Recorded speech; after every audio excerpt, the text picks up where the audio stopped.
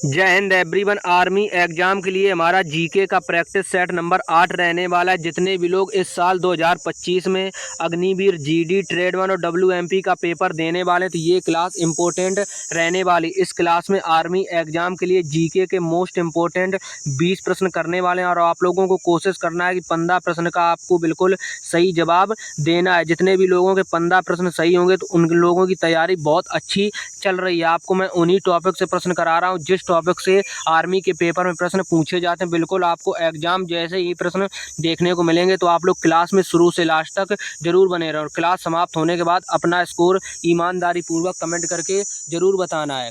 आज की क्लास का जो प्रश्न नंबर हमारा 1 है वो रहने वाला है, वानखेड़े क्रिकेट स्टेडियम कहाँ पर है? तो उसके जो ऑप्शंस हैं, कोलकाता, कानपुर, मुंबई, अहमदाबाद। तो वानखेड़े क्रिकेट स्टेडियम आपका मुंबई में आप लोगों को अच्छे तरीके से याद रखना है। अहमदाबाद में कौन सा क्रिकेट स्टेडियम है? तो आपको याद रखना है अहमदाबाद में आपका नरेंद्र मोदी क्रिकेट स्टेडियम आप लोगों को अच्छे तरीके से याद रखना है। नरेंद्र मोदी क्रिकेट स्टेडियम आपका अहमदाबाद में, और ये विश्व का सबसे बड़ा क्रिकेट स्टेडियम है। आपको ये भी याद रखना है कि विश्व का सबसे बड़ा क्रिकेट स्टेडियम आपका अहमदाबाद में, जो कि आपका गुजरात में, आप लोगों को अच्छे तरीके से याद रखना है। कानपुर में कौन सा क्रिकेट स्टेडियम है? तो कानपुर में आपका ग्रीन पार्क क्रिकेट स्टेडियम आप लोगों को अच्छे तरीके से याद रखना है। ग्रीन पार्क क्रिकेट स्टेडियम आपका कानपुर में है। तो नेक्स्ट जो हमारा प्रश्न रहने वाला वो रहने वाला है आपका, भारत का राष्ट्रीय खेल कौन सा है? तो उसके चारों ऑप्शंस आपको देख लेने हैं, हॉकी, फुटबॉल, बैडमिंटन, तीरंदाजी। तो भारत का राष्ट्रीय खेल आपको याद रखना है, हॉकी आप लोगों को अच्छे तरीके से याद रखना है।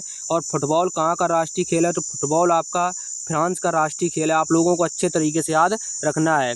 नेक्स्ट जो हमारा प्रश्न रहने वाला वो रहने वाला है, खो खो में कुल कितने खिलाड़ी होते हैं? तो उसके चारों ऑप्शंस आपको देखने हैं, 11, 9, 6, 5, 15। तो आपको बताना कि खो खो में कुल कितने खिलाड़ी होते हैं। तो आपको याद रखना खो खो में टोटल 9 खिलाड़ी होते हैं। 11 खिलाड़ी किस किस मतलब 11 खिलाड़ी किस किस खेल में होते हैं? तो आपको याद रखना है 11 खिलाड़ी आपके हॉकी में होते हैं। उसके बाद आपके फुटबॉल में भी 11 खिलाड़ी होते हैं।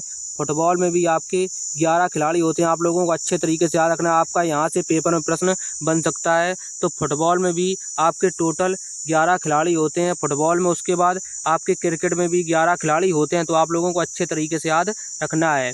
नेक्स्ट जो हमारा प्रश्न रहने वाला वो रहने वाला है हमारा, हॉकी का जादूगर किसे कहा जाता है? उसके ऑप्शंस हैं, पीटी ऊषा, मिल्खा सिंह, मेजर ध्यानचंद, राहुल द्रविड़। तो हॉकी का जादूगर आपका मेजर ध्यानचंद को कहा जाता है, आप लोगों को अच्छे तरीके से याद रखना है। नेक्स्ट जो हमारा प्रश्न रहने वाला वो रहने वाला है आपका, पंचवर्षीय योजनाओं का मुख्य उद्देश्य क्या था? उसके ऑप्शंस हैं, आर्थिक विकास को बढ़ावा देना, गरीबी को कम करना, शिक्षा को बढ़ावा देना, स्वास्थ्य सेवाओं में सुधार करना। तो आपको बताना है पंचवर्षीय योजनाओं का मुख्य उद्देश्य क्या था? तो इसका उद्देश्य था आर्थिक विकास को बढ़ावा देना। तो ऑप्शन नंबर ए बिल्कुल सही जवाब हो जाएगा, आपको अच्छे तरीके से याद रखना है। नेक्स्ट जो हमारा प्रश्न रहने वाला वो रहने वाला है आपका, पहली पंचवर्षीय योजना कब शुरू हुई? तो आपके पंचवर्षीय योजना से एक प्रश्न आपके पेपर में जरूर पूछा जाएगा, तो आपको याद रखना है पंचवर्षीय योजना से जितने इम्पोर्टेंट प्रश्न थे मैंने आपको सारे प्रश्न इस क्लास में ले लिए हैं। तो आप लोगों को सारी चीज़ें अच्छे तरीके से याद करते चलना। मैं आपको 15 जो प्रैक्टिस सेट कराऊंगा, ऐसा कोई आपका टॉपिक नहीं बचेगा। जिस टॉपिक से आपके आर्मी के पेपर में प्रश्न पूछे जाते हैं उस टॉपिक को मैंने इन 15 प्रैक्टिस सेट में कवर ना किया हो, तो आप लोग सारी क्लासों को अच्छे तरीके से कंप्लीट करते रहना है। तो पहली पंचवर्षीय योजना कब शुरू हुई? तो पहली पंचवर्षीय योजना 1951 में शुरू हुई थी, आप लोगों को अच्छे तरीके से याद रखना है। ऑप्शन ए गलत हो जाएगा, बी भी गलत हो जाएगा और सी भी गलत हो जाएगा, डी बिल्कुल सही जवाब हो जाएगा। 1951 में पहली पंचवर्षीय योजना शुरू हुई थी। तो नेक्स्ट जो हमारा प्रश्न रहने वाला वो रहने वाला है हमारा, अंतिम पंचवर्षीय योजना कौन सी थी? तो उसके ऑप्शंस हैं, 11वीं पंचवर्षीय योजना, 12वीं पंचवर्षीय योजना, 10वीं पंचवर्षीय योजना, 9वीं पंचवर्षीय योजना। तो अंतिम पंचवर्षीय योजना आपकी 12वीं पंचवर्षीय योजना थी, आप लोगों को अच्छे तरीके से ऑप्शन नंबर बी को याद रखना है। ये अंतिम पंचवर्षीय योजना आपकी 12वीं पंचवर्षीय योजना हुई थी, और ये कब हुई थी आपको कमेंट करके बताना है। नेक्स्ट जो हमारा प्रश्न रहने वाला वो रहने वाला है हमारा, पंचवर्षीय योजनाओं को कौन सी संस्था द्वारा तैयार किया जाता है? तो उसके जो ऑप्शंस हैं, योजना आयोग, वित्त मंत्रालय, प्रधानमंत्री कार्यालय, संसद। तो आपको बताना है कि पंचवर्षीय योजनाओं को कौन सी संस्था द्वारा तैयार किया जाता है। तो योजना आयोग संस्था द्वारा इसे तैयार किया जाता है। तो ऑप्शन नंबर ए बिल्कुल सही जवाब हो जाएगा। जितने भी लोग चैनल पर नए हैं तो चैनल को सब्सक्राइब कर लें और वीडियो को लाइक जरूर कर दें। आपके पेपर में ऐसे ही प्रश्न पूछे जाएंगे, आपको ज़्यादा परेशान होने की ज़रूरत नहीं है। बस आपको मैं जितना करा रहा हूँ, अगर आप लोग सारी चीज़ों को अच्छे तरीके से याद करते रहेंगे और आप लोग पेपर में एक अच्छा स्कोर जरूर कर आएंगे, क्योंकि मैं 15 प्रैक्टिस सेट में बहुत ज़्यादा मेहनत कर रहा हूँ। ऐसा कोई भी टॉपिक नहीं छोड़ूंगा जिस टॉपिक से आर्मी के पेपर में प्रश्न पूछा जाता है और मैंने इन 15 प्रैक्टिस सेट में ना कराया हो। बस आपकी ज़रूरत है सारी चीज़ों को अच्छे से याद करने की।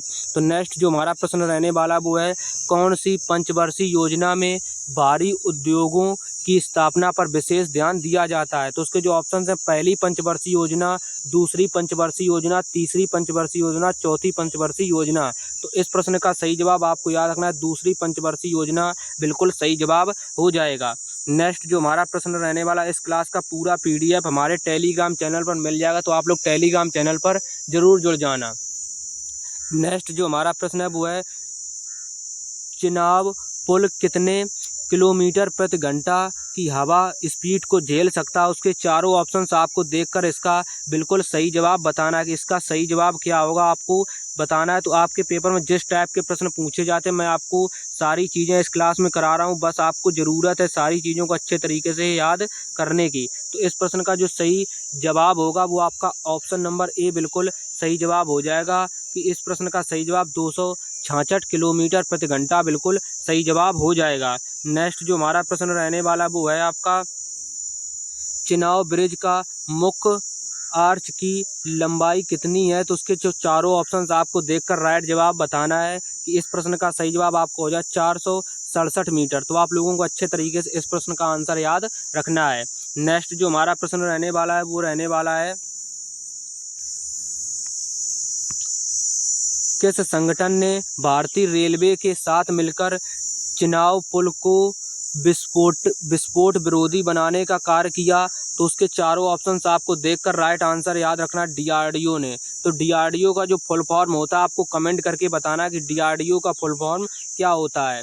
तो ठीक है ना, आपको सारे प्रश्नों को अच्छे तरीके से याद कर लेना। ये सारे प्रश्न आपके आर्मी एग्जाम पेपर के लिए मोस्ट इम्पोर्टेंट रहने वाले हैं। तो नेक्स्ट जो हमारा प्रश्न रहने वाला वो है, चिनाब रेल पुल की कुल ऊंचाई कितनी है? तो उसके चारों ऑप्शंस आपको देखकर राइट आंसर याद रखना है, 359 मीटर। आप लोगों को अच्छे तरीके से याद रखना है। ऑप्शन नंबर ए गलत हो जाएगा, बी भी गलत हो जाएगा, सी भी गलत हो जाएगा। ऑप्शन नंबर डी बिल्कुल सही जवाब हो जाएगा।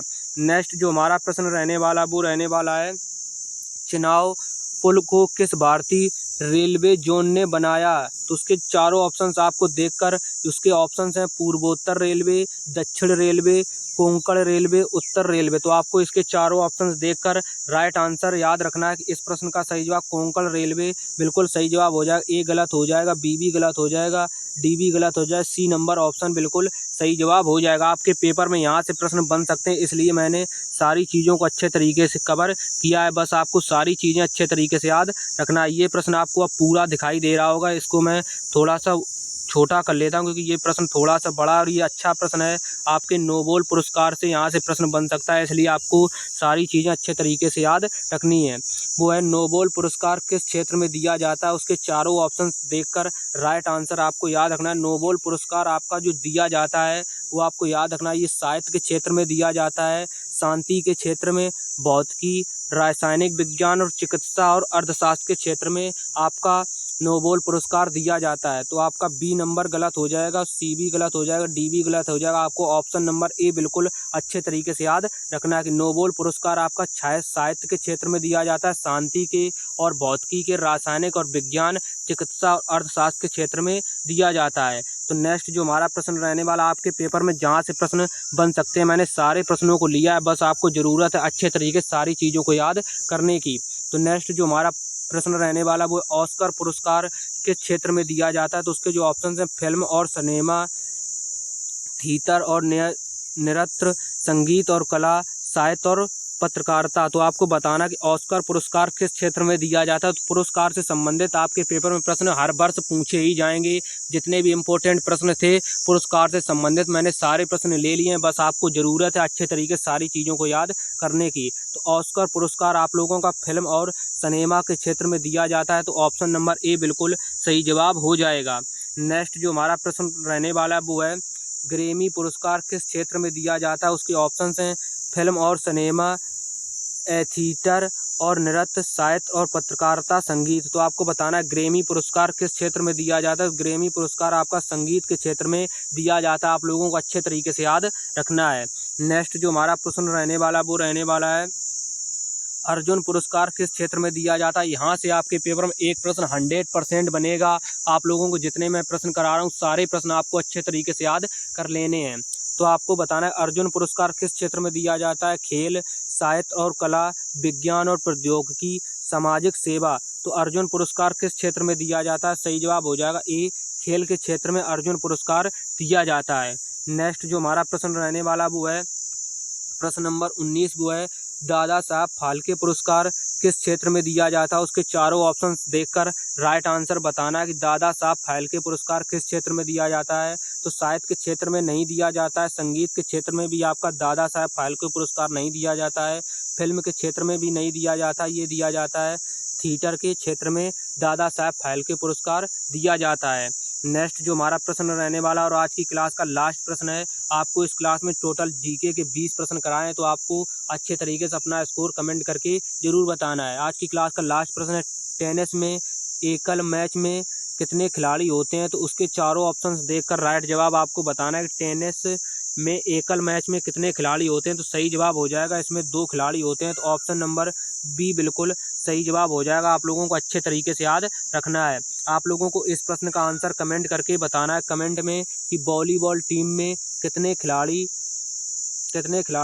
कोर्ट पर होते हैं। तो उसके ऑप्शंस हैं 5, 6, 7, 8। तो आपको इस प्रश्न का आंसर कमेंट करके बताना है। आज की क्लास में हमने जीके के टोटल 20 प्रश्न किए थे। इन 20 प्रश्नों में से आपका स्कोर कितना रहा आप लोग कमेंट करके ज़रूर बताएंगे। और आपको क्लास कैसी लगी आप लोग ये भी कमेंट करके बताना। और आप लोगों को इस क्लास का पूरा PDF हमारे टेलीग्राम चैनल पर मिल जाएगा। तो आप लोग टेलीग्राम चैनल पर ज़रूर जुड़ जाना। तो मिलते हैं नेक्स्ट क्लास में, तब तक के लिए जय हिंद, जय भारत, वंदे मातरम।